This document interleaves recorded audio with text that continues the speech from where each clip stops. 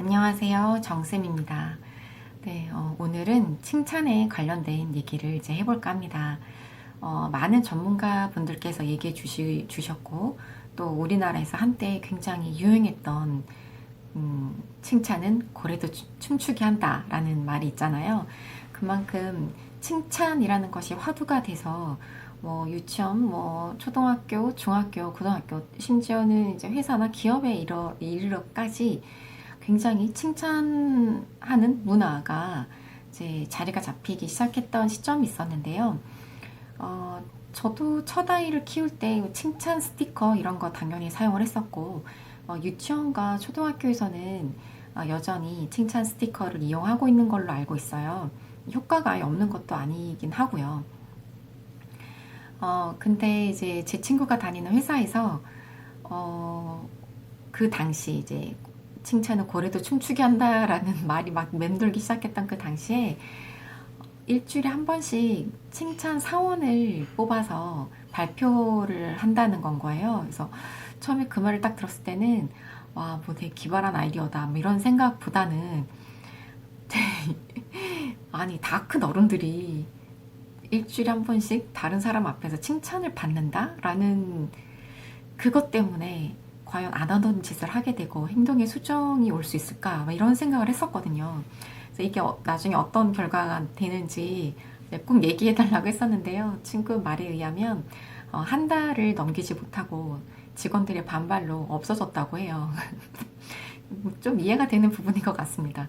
그러니까 그처럼 이제 칭찬이라는 것은 분명 좋은 게 맞지만 칭찬을 받는 대상이 누구고 어디에서 어떻게 칭찬을 받느냐에 따라 그 효과는 나눠질 수밖에 없다라는 이제 생각이 그 이후에 불어온 이제 바람은 제대로 칭찬하기에 대한 내용들이었어요. 아이에게 와, 너 진짜 잘 그렸다. 헉, 너 천재 아니야? 이런 식의 결과적 이제 칭찬은 아이로 하여금 다음번에도 또다시 그 정도의 칭찬을 받아야 된다라는 부담감이 들어가기 시작을 하면서 그 정도의 결과를 만들어내지 못할 것 같은, 즉 자신이 처음 시도하는 거나 자신이 없다라고 생각되는 부분에는 아예 시도를 하지 않는 그런 부작용이 이제 생기기 시작을 한 건데요. 이제 그런 것들을 보면서 결과 지향적인 칭찬이 아니라 과정 중심의 칭찬, 그 구체적인 칭찬을 해야 된다라는 것이 여러 이제 매체나 육아서를 통해서 이제 소개가 되었죠. 만약 아이가 이제 그림을 한 장 그려왔을 때, 잘 그렸다, 너 화가 아니야, 대단한데? 이렇게 얘기를 하는 건, 아이 스스로도 자기가 그렇게까지 잘 그린 게 아닌 걸 알고 있기 때문에 능력 이상의 칭찬을 받으면 부담스러워 한다고 합니다. 그래서 구체적으로, 여기 팔을 들고 있는 이 친구 굉장히 생동감 있게 보이는데, 오, 멋있어. 이렇게 구체적인 칭찬을 해주는 것이 자기가 정말 한 만큼에 대한 결과의 피드백을 받는 거기 때문에 역효과가 나지 않는다라고 이제 얘기를 하는 건 거죠. 뭔가 이제 성적에 대한 부분도 100점이네, 너 천재 아니냐? 이렇게 얘기하는 것보다는 열심히 하더니 좋은 결과가 나왔구나 라고 계속 과정에 대한 포커스를 맞춰서 얘기를 해주는 것이 아이들이 새로운 것을 시도하는데 거부감 없이 할 수 있다, 이런 내용들이었었어요. 물론 저도 전적으로 동의합니다. 그 부분에 있어서는 일단 그 방법은 효과가 있는 게 맞습니다. 무조건적인 또는 너무 결과 지향적인 칭찬이 주는 역효과를 다 막을 수 있거든요. 근데 이렇게 하려면 양육자의 노력이 사실 상당히 많이 필요해요. 에너지도 많이 필요하고요. 그냥 잘했다라고 끝내고 싶은데 무엇을 얼마나 어떻게 잘했는지를 계속 면밀히 검토해서 얘기를 해줘야 되잖아요. 그야말로 너가 하고 있는 모든 과정을 내가 지켜봐야만 알 수 있는 그런 어떤 칭찬의 기술 같은 것들이 필요한데요. 가끔 가다가 또 어떤 학부모님들은 칭찬을 해주려고 해도 해줄 게 없다 라고 말씀하시는 분들도 봤어요. 그거 제가 큰아이 키울 때는 전혀 느껴보지 못했던 감정인데요. 둘째 키우면서 제가 확실히 느꼈어요. 예.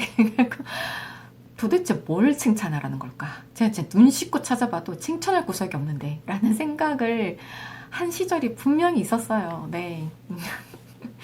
정말 그런 생각을 끊임없이 불러일으키게 하는 우리 천사 같은 아이들이 있습니다. 네. 이제 그럴 경우에 어떤 전문가께서 이제 하시는 말씀을 제가 들었는데요. 학습적인 면으로 뭔가 결과가 나와야 되는 부분이 있어서 칭찬해 줄 게 없을 경우면 다른 거라도 칭찬해 주라고 하시는 건 거예요. 뭐, 너 왜 이렇게 피부가 예쁘니? 뭐, 머리가 정말 숱이 많구나. 눈썹은 또 왜 이렇게 예뻐? 뭐 이런 식으로라도 계속 칭찬을 해줘야 된다. 이게 칭찬하는 습관이 들여야 칭찬도 잘할 수 있게 되고, 아이들은 결국 칭찬을 먹고 크는 존재이기 때문에 칭찬해 줄 게 없다고 생각하지 말고 칭찬할 거리를 자꾸 찾아라 라고 말씀을 하시더라고요. 저는 그분들이 하시는 말씀에 다 일단 공감을 합니다. 전적으로. 제가 다 한 번씩 써봤던 방법이기도 하고요. 요즘도 그렇게 얘기를 할 때가 있긴 하거든요. 여전히 진행 중인 칭찬 방법 중 하나인데요. 근데 제가 이렇게 살다 보니 정말 별로 이렇게 입을 열고 싶지도 않은 날들이 있어요. 엄마가 너무 지치고 힘들고 내 컨디션이 지금 최악이야. 그래, 그럴 때. 그런데 아이는 옆에서 자기를 봐주기를 바라면서 막 뭔가를 하고 있거나 이럴 때 뭘 이렇게 구체적으로 찾아서 막 이런 얘기를 하고 싶지 않을 때 그때 어떡할 것인가. 그럴 때 굉장히 간단한 말 한마디로 아이의 학습 동기와 사기를 계속 충전시켜 줄 수 있는 그 방법을 알려드리겠습니다. 그 방법은 바로 옳지입니다. 네. 두 글자밖에 안 돼요. 너무 간단한가요? 이건 제 경험담이기도 한데요. 제가 굉장히 이른 나이에 결혼을 했어요. 정말 아무것도 모르는 그런 상태에서 결혼을 이제 한 건데, 시집에 갔는데 저희 시어머니께서 어묵을 썰어 오라고 하셨어요. 지금 같아서 그냥 이렇게 슥슥 썰어 놓으면 되는데, 정말 어떻게 해야 될지를 몰라가지고, 어묵을 이제 하나 조그맣게 썰어가지고 가져가서 어머니한테 요 정도 크기면 되나요? 라고 했더니 언니가 괜찮대요. 그래서 그 크기에 맞춰가지고 정말 소꿉장난 하듯이 정성스럽게 이렇게 잘라가지고 이제 갖다 드렸어요. 그랬더니 이제 어머니께서 옳지, 잘 잘랐네 라고 하시는 거예요. 그때 그런 피드백을 받았을 때 기분이 상당히 좋았던 기억이 나요. 지금까지도. 그리고 또 세월이 조금 흘러서 저 어머니께서 김장을 했으니 같이 식사를 하자고 오라고 하셨어요. 그래서 또 갔는데 저더러 김치 반포기를 썰어 오라고 하시는 거예요. 제가 그때 할 줄 아는 게 써는 것밖에 없었던 것 같아요. 그래가지고 또 도마에다가 또 김치를 반포기에 썰어서 가져갔어요. 근데 어머니가 보시더니 옳지 잘했네 라고 하시는 거예요. 제가 김장을 담근 것도 아니고 뭐 대단한 일을 한 게 하나도 없는데 그런 피드백을 주시니까 살림 초짜였던 저 입장에서는 굉장히 뭔가 마음의 위안도 되고 자신감도 생기고 인정받았다라는 느낌도 들더라고요. 그래서 굉장히 좋은 기억을 제가 가지고 있는 이제 상황에서 또 이제 세월이 흐릅니다. 세월이 흘러서 제가 이제 아이를 가르치는 강사가 되었는데요. 강사 생활을 이제 하다 보면 많은 아이들을 이제 만나게 되죠. 정말 하나를 가르치면 10개를 깨닫는 아이들도 있는가 하면, 이곳저곳 학원에서 이제 시달릴 대로 이제 시달리거나, 뭐, 레벨 테스트를 너무 자주 보는 학원에서, 정해진 그 시기 안에 레벨업이 안 돼서 이제 탈락한 친구들, 영어에 대한 뭐 숙제에 대한 부담감 이런 걸로 이제 과부하가 걸린 친구들, 기타 등등의 이유로 영어에 대한 거부감이 되게 큰 아이들도 많이 만나게 돼요. 근데 그런 친구들은 돌고 돌고 돌아 저한테 온 거기 때문에 만약에 여기서 또 한 번 실패를 하게 되면 진짜 이 아이는 아직 초등학교밖에 안 됐는데도 영어는 꼴도 보기 싫어 이렇게 영포자가 될 수도 있는 시점이기 때문에 제가 느끼는 부담감이 좀 상당했던 것 같아요. 그래서 이 친구들에게 제가 느꼈던 그때의 경험을 이제 되살려서 이런 친구들이 오면 특히나 더 신경 써서 그런 피드백을 제가 많이 해주게 돼요. 뭐 이제 아이들이 영어책 한 바닥 읽는데 막 5분씩 걸리는 그런 경우도 있거든요.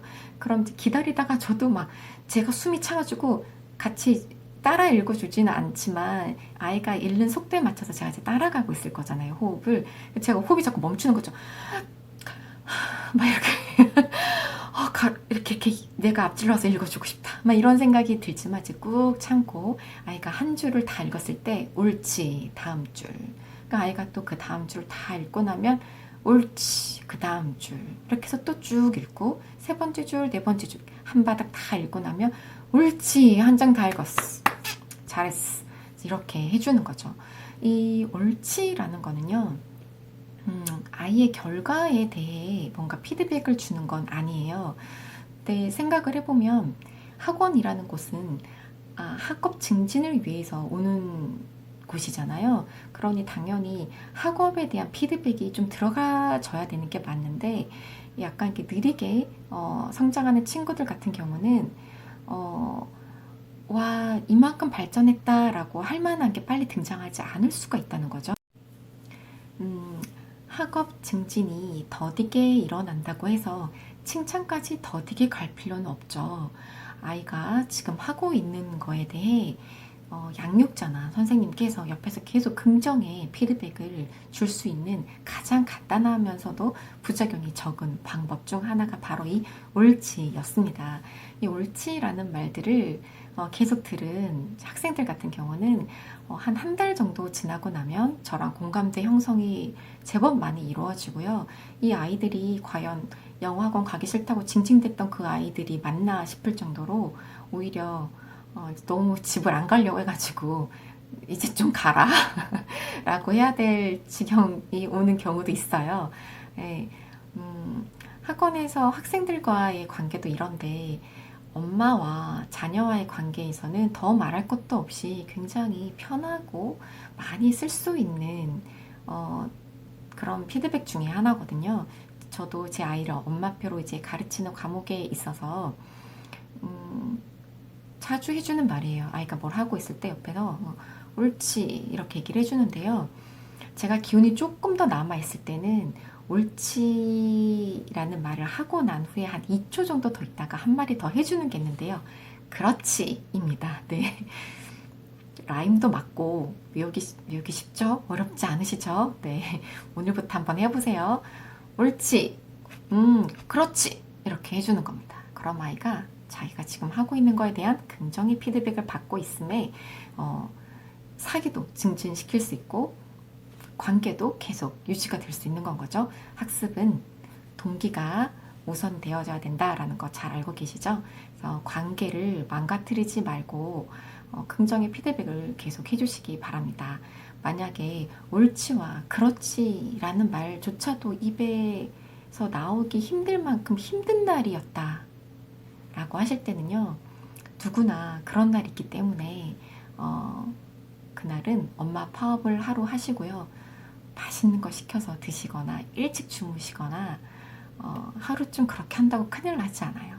어머니의 마음을 먼저 챙기는 그런 날이 되셨으면 합니다. 자, 그 외의 날들은 옳지, 그렇지 정도로 아이랑 계속 좋은 유대관계를 이어나가시길 바라겠습니다. 자, 그럼 다음에 또 뵙겠습니다. 감사합니다.